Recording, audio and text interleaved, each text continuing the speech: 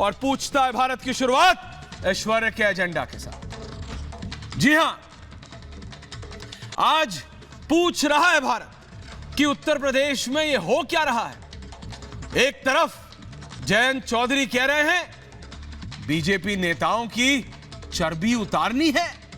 Akhilesh Yadav tweet कर रहे हैं, कह रहे हैं बाबा सरकार में महामाफिया राज है। तो योगी आदित्यनाथ कह रहे हैं कि सपा की सरकार में सिर्फ कब्रिस्तान का विकास हुआ।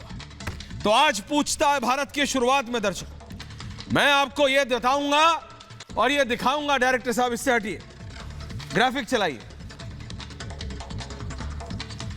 यह बताऊंगा कि आप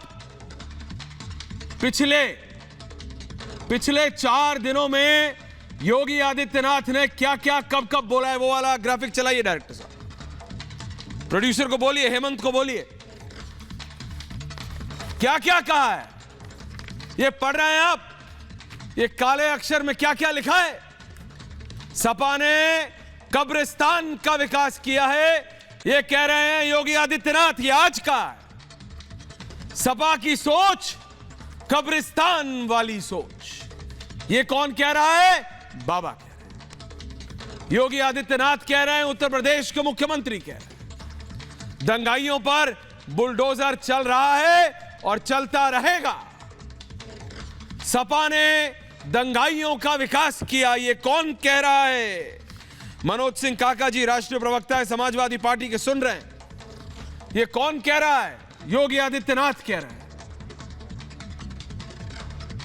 बाबा आए 2-3 दिन पहले, बाबा ने कहा भाई बहुत गर्मी हो रही है पश्चिमी उत्तर प्रदेश में, कई लोगों को लग रही है, टेंशन मत लो, ये तो 10 मार्च आने दो, हम तो अप्रैल मई में ठंडी लगवा देते हैं, शिमला बना देते हैं। तो जो लाइन ऑफ अटैक है, चाहे वो यहां से हो या दूसरी ओर से, बहुत क्लियर है, बहुत साफ है। कोई माने ना माने, वो जब मैंने बोला था ना, जब मैं दोनों से सवाल पूछ रहा था, चाहे वो अखिलेश यादव हो या बाबा हो, कि बाबा ज्यादातर राजनीति में बयानों से दिक्कत होती है, एक राजनीतिक दल को दूसरे राजनीतिक दल के नेता के बयान से दिक्कत होती है, लेकिन आपके तो गणित से दिक्कत हो रही है। लेकिन मेरा उसी ग्राफिक पर रहिए डायरेक्टर साहब, अपना मुंह मत चलाइए, दोबारा रहिए डायरेक्टर, ग्राफिक पर रहिए। तो क्या है कि गणित से दिक्कत होती है, लेकिन मेरा यह सवाल था कि आपका तो गणित भी उल्टा है। 20 का पहाड़ा 20, 40, 60, 80 होता है, ये 80, 20। लेकिन अब आपको समझ आ रहा है दर्शकों, ये लाइनें इसलिए मैंने इसलिए कहा क्योंकि ये पढ़िए आप, जरा एक एक करके पढ़िए और फिर 80-20 याद करिए। और उधर अखिलेश यादव और जयंत चौधरी, इनके बयानों को लीजिए तो देखिए भाई साहब, बात साफ है। उत्तर प्रदेश में जब वोटिंग पे आता है ना, जब इलेक्शन सर पे आ गया है, तो किसी को भी किसी चीज से गुरेज नहीं है, और बाबा को तो पहले भी नहीं था। साफ कह रहे हैं भाई,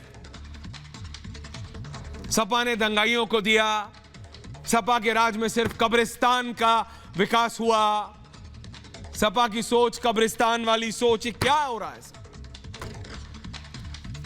वहां अखिलेश यादव आते हैं, बोलते हैं बाबा उत्तर प्रदेश में तो महामाफिया राज है। जयंत चौधरी आते हैं, बोलते हैं खाल नुचवा दूंगा। तो आखिरकार उत्तर प्रदेश में लोगों को क्या चाहिए?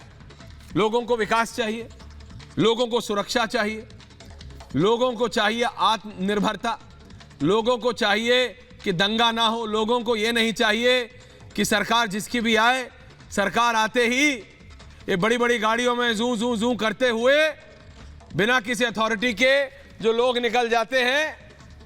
हर एक शहर में, उत्तर प्रदेश के सबसे डेवलप्ड शहरों का नाम लीजिए, आंख बंद कीजिए आप दर्शक, लखनऊ आता है सबसे पहले, कानपुर, इलाहाबाद, नोएडा, गाजियाबाद, ग्रेटर नोएडा, ये शहर आते हैं ना दिमाग में कि बड़े शहर है। इनके गलियों में गुंडाई नहीं होनी चाहिए, गुंडाई नहीं होनी चाहिए, बदमाशी नहीं होनी चाहिए, महिलाएं रात को बाहर निकल सके।